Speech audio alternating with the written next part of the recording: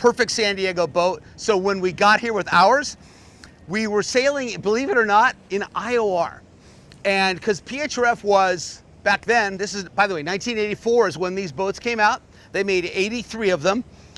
But back in the day when these boats were racing, PHRF was not a thing. PHRF was a default fleet for guys who didn't have IOR boats or Morse boats. So that's where boats race. But we didn't want to race in PHRF, we wanted to race in IOR. But the boat rated terribly, just terribly. Really fast in light air compared to some of the bigger IOR boats, Nelson Merrick 43, for example.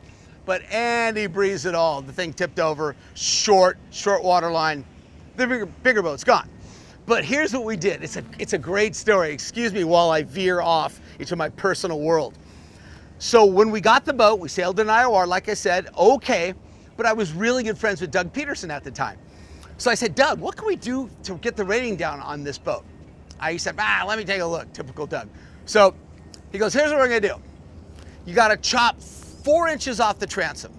So it's a very rake stern. So we just bobcat it, just cut it vertically and cut 4 inches off the back. Okay. Then we hauled the boat, well, actually we're already out of the water to do that. We bumped the boat. Those of you from the IOR days, you'll remember underwater bumps, right?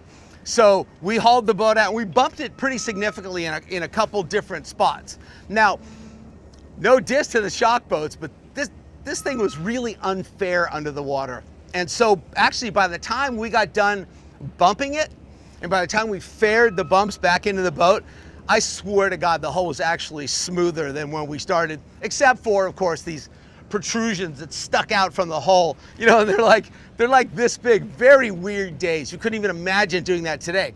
And then the other thing we did is we put 300 pounds just in front of the mast. And it lowered the rating something close to 2 feet, which is huge. And we were pretty competitive with the boat in IOR. They let us sail the boat in the class, even though we were clearly not standard, but we were theoretically slower.